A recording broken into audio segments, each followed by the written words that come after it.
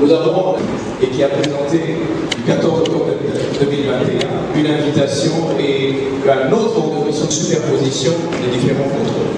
Je vais aller assez rapidement. Nous avons la colonne ministère au service de l'État qui intervient. Les personnes qui vont se réunir dans une commission, et cette commission va travailler assez rapidement. Je pense que nous avons un délai très court pour rendre le fonctionnement normal des entreprises, affectant ainsi gravement le climat des affaires.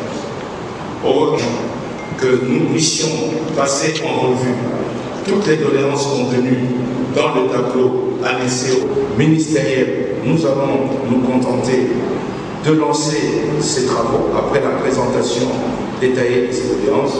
On restreint entre ministres pour prendre une option concernant les propositions qui nous auront été faites pour avoir répondu à notre invitation de ce jour. Et on profite au même moment pour présenter à chacun et à chacune d'entre vous mes vœux de meilleur pour cette année 2022 qui a commencé. En ma qualité de président du groupe thématique climat des affaires, partenariat public-privé, promotion des investissements et de l'emploi, j'ai préféré nous réunir tous en sous-groupe thématique climat des affaires, partenariat public-privé et promotion des investissements afin d'examiner les doléances de la Fédération des entreprises du Congo sur la dégradation du climat des affaires du pays et de la sollicitation de la suspension des missions de contrôle des services étatiques auprès des entreprises. Ces doléances ont été adressées à son Excellence, Monsieur le Premier ministre, chef du gouvernement par le président de la Fédération des entreprises du Congo le 14 décembre 2021. Je voudrais rappeler à votre attention qu'en réaction au courrier du président de la FEC, son Excellence, Monsieur le Premier ministre, chef du gouvernement, m'a saisi par sa correspondance du 15 décembre 2021, par laquelle il fait état des instructions reçues de son Excellence, Monsieur le Président de la République, chef de l'État, de tout mettre en œuvre pour activer les diligences nécessaires à la vérification et à l'identification des situations décriées par la FEC. À travers son courrier, son Excellence, Monsieur le Premier ministre, m'instruisait de convoquer la réunion des ministères et services concernés afin de tirer au clair les doléances de la FEC d'une part et de proposer ainsi à la prochaine réunion du Conseil des ministres, à l'occurrence celle du 24 décembre 2021, les mesures subséquentes qu'il conviendrait de prendre d'autre part.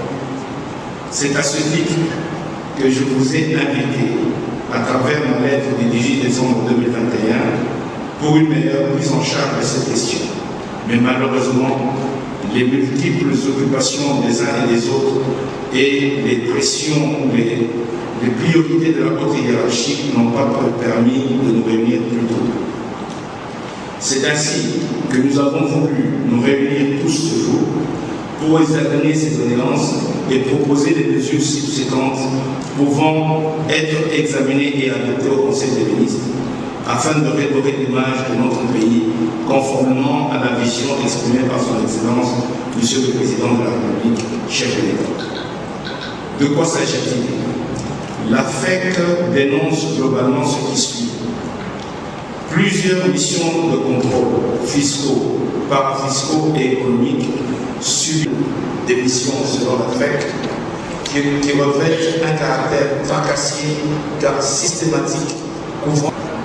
En plus de ces doléances, il y a lieu de vous informer que la FEC a également saisi le ministère dont le pays nous a été réservé en rapport avec la problématique de la régularisation de la TVA par la DGI au président de la TVA prise par le décret du 20 avril 2020. Selon la FEC, c'est par de nombreuses missions de contrôle sur place effectuées par plusieurs services étatiques auprès des mêmes entreprises et à la...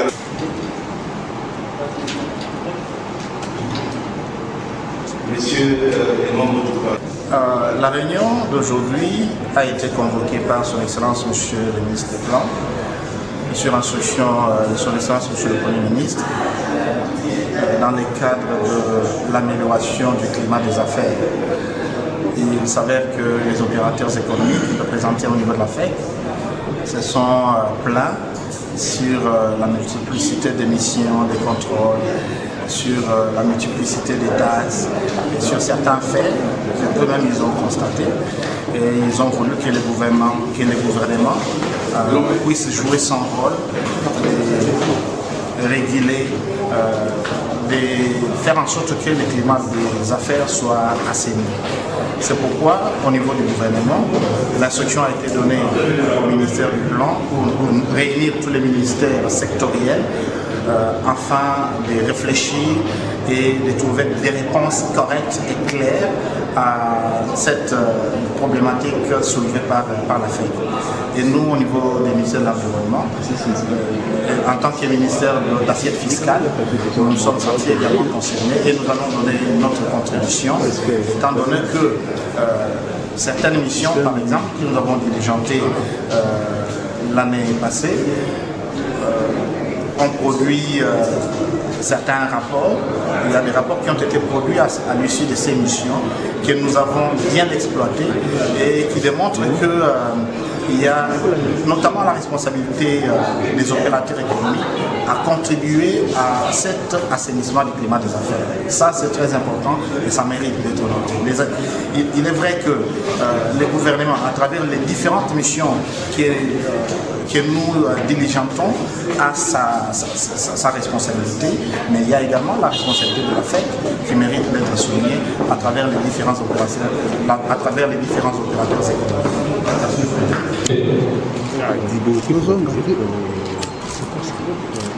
Merci. Est-ce que les experts peuvent rejoindre le gouvernement?